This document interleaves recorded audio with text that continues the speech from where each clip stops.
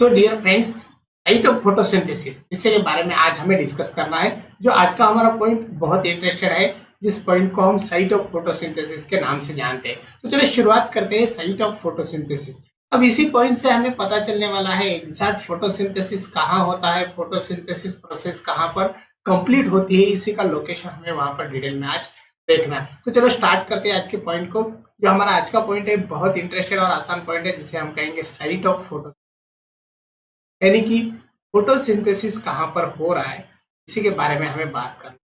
Site of photosynthesis, exact location photosynthesis का हम सभी को पता है। अभी एक सिंपल सा सवाल हमारे माइंड में आ चुका था, जैसा आप सभी को पता है कि फोटोसिंथेसिस कहाँ पर होता है।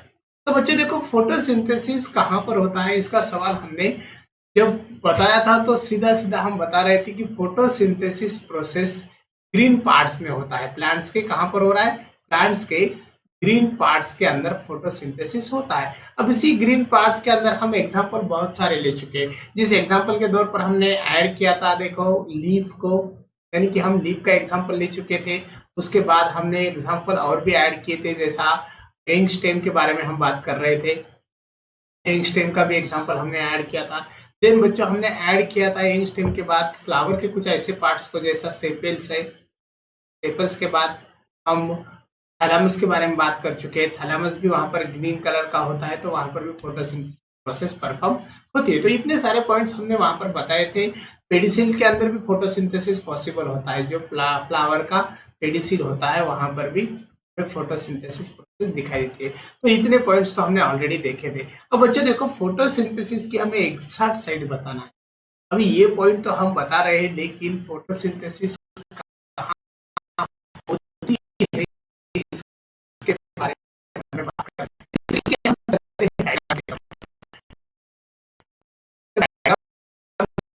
हम ये हमें डिटेल पता चलता है, तो उसके लिए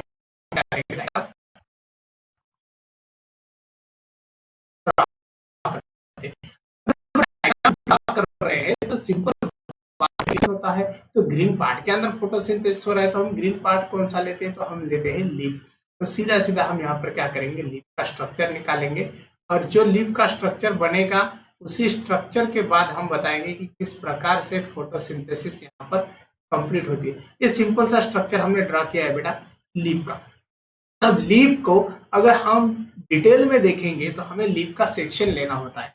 सेक्शन जो हम ले रहे हैं तो किस प्रकार से ले सकते हैं? तो हम इस प्रकार से लीफ को कट करेंगे।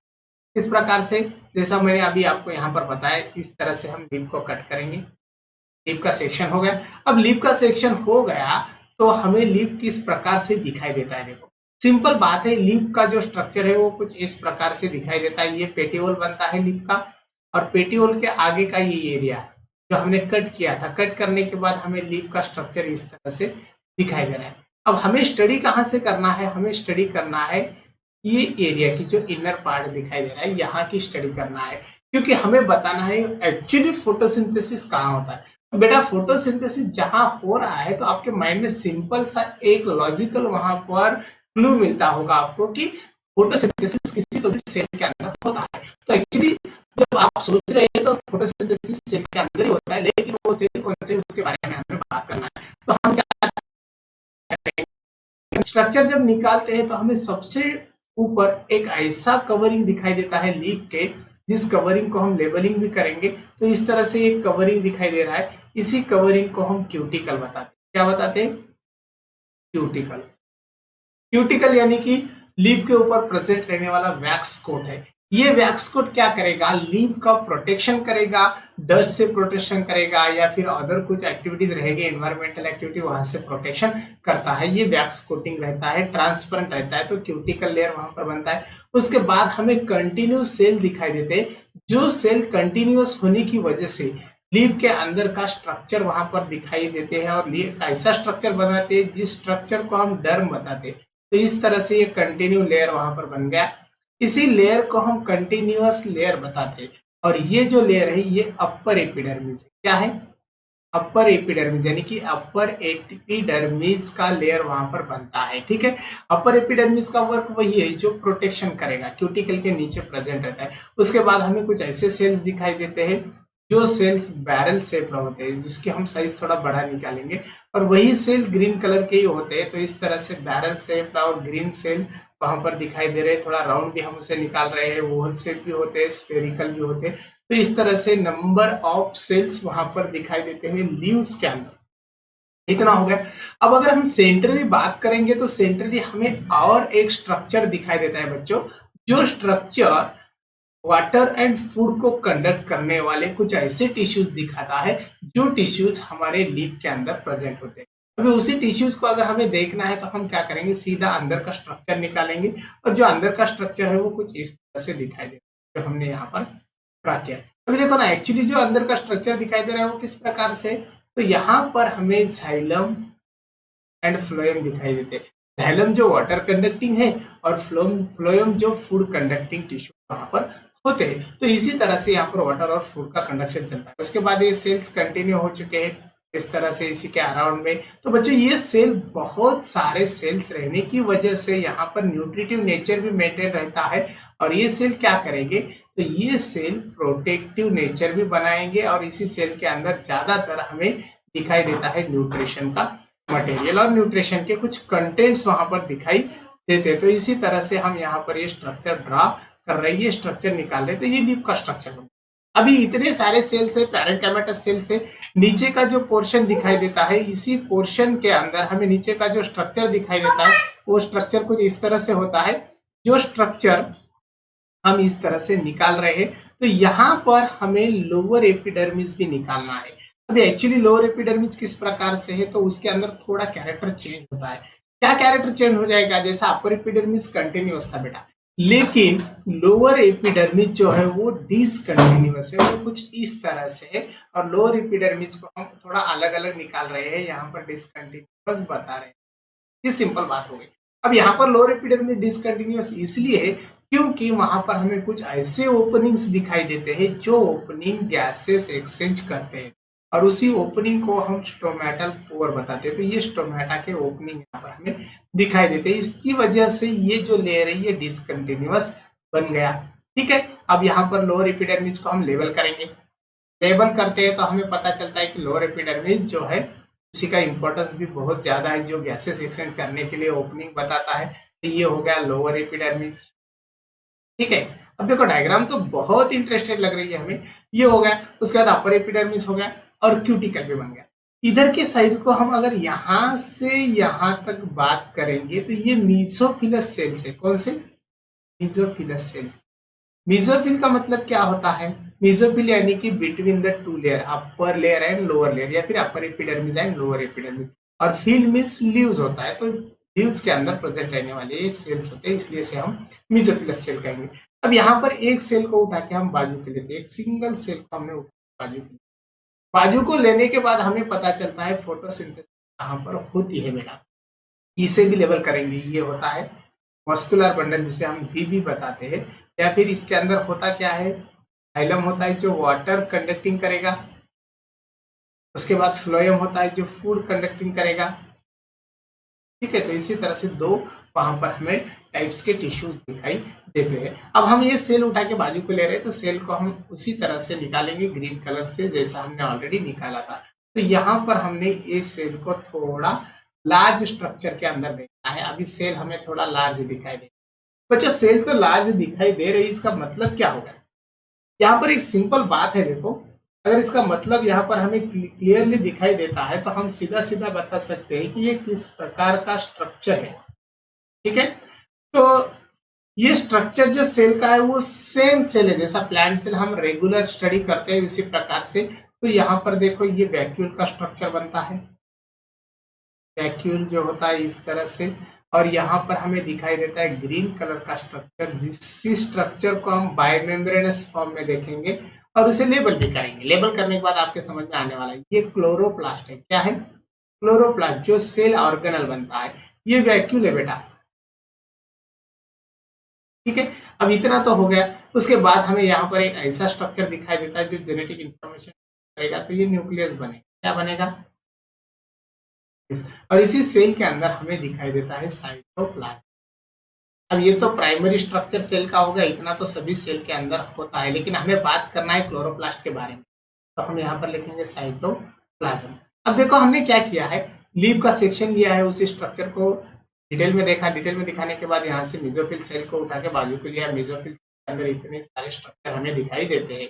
अब जो क्लोरोप्लास्ट है उसे हम थोड़ा एनलार्ज करके देखने वाले और उसके बाद हमें पता चलता है किस प्रकार से सेल का स्ट्रक्चर बनता है बेटा।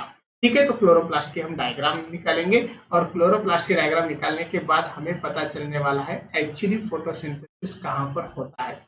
ठीक है, क्लोरोप्लास्ट जो ग्रीन कलर है बायोमेम्ब्रेनस स्ट्रक्चर है, उसे थोड़ा ब्रॉड भी हम निकाल रहे हैं। तो इस तरह से हमने क्लोरोप्लास्ट का स्ट्रक्चर निकाला है जो ओवल शेप दिखा।